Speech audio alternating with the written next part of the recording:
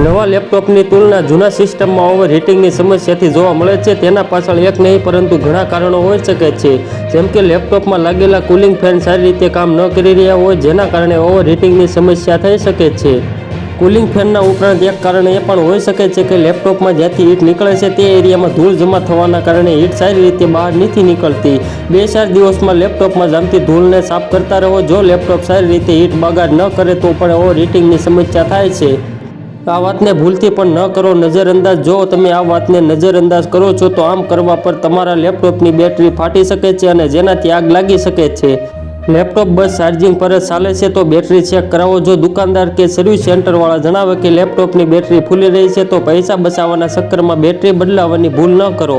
Battery ફૂલી રહી છે તો તરત જ ચેન્જ કરી દો, નહીં તો લેપટોપ ચલાવતી વખતે બેટરી ફાટવાના કારણે તમારું લેપટોપ સળગી શકે છે।